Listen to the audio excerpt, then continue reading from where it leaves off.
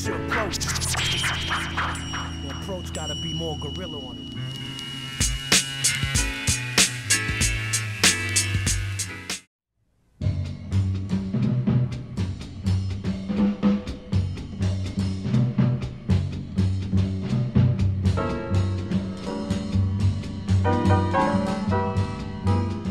Thank you for taking the time, Mr. Oh, no doubt. With the success that you've had in television and film, what does stand-up still mean to a comedian of your caliber? More than success in television and film. Television and film are what natural byproduct of what you do. Stand-up is who you are. So I think that, you know, just like a football player tries to get in shape and he may have to do any number of ancillary things, stand-up is, you know, a football player has to do what he has to do for endorsements and, you know, all those kind of things. That's a product of what you do, but being a comic is what I am. Okay. What would you say are some pivotal or memorable moments that have gotten you to this point in your career? I just think that the closer I get to a uncut point of view or perspective for myself is what I think has got me here. I think that it's so easy.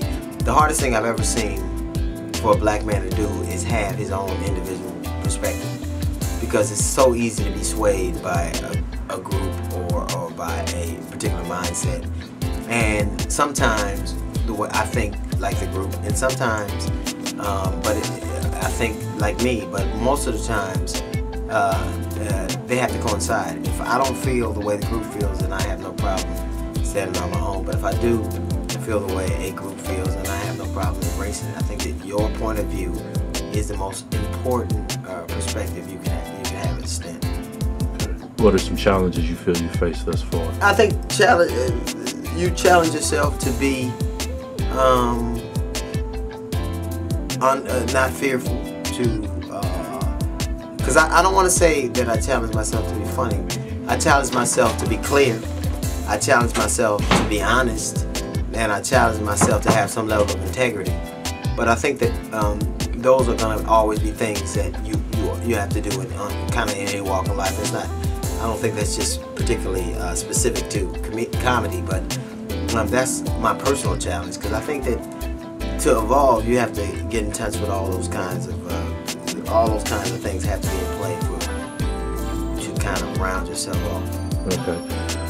Your new show, DL Hughley Breaks the News, right. I feel it's rather groundbreaking for CNN. It's taking it in a different direction, and I was wondering if you'd speak on the show and the format and the direction that you're looking to take it. Well, I think that initially, hey look, I'm as shocked as anybody else is that I was, that they picked me on CNN. I think that we're a brand new show. I think that the show, I have a very talented group of writers and producers.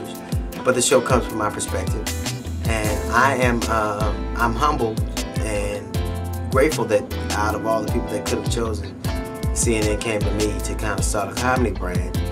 And I'm just going to try to be as honest and as hardworking and as real as I can be, and hopefully we will enjoy the success for the entire run that we've had for the last 4 weeks since the show's been on. But you know.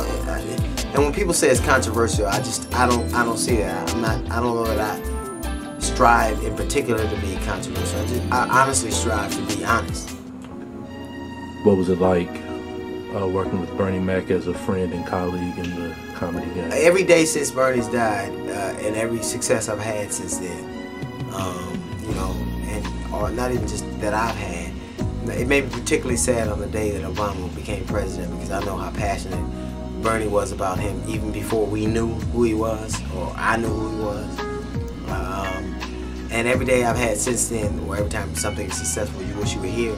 But I think cats like him never were designed to be around for a long time.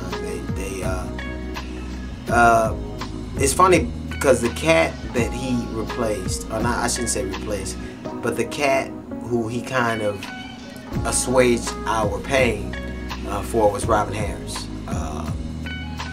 And I remember in the Kid and Play movie, he took over the role that Robin Harris had played in the movie. And I think to a large extent, he took over that role in our hearts.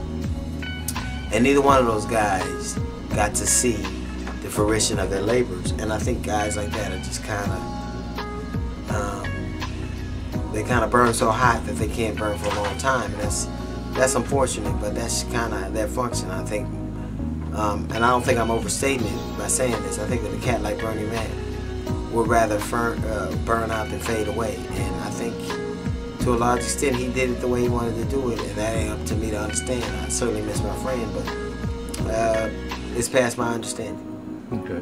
If you could just let fans know where, like a website where we can keep up with. I don't even have a website. That's how old school I am. Okay, okay. I still do math with pencil and paper. Okay, okay. Well, thank you for your time, Thank sir. you.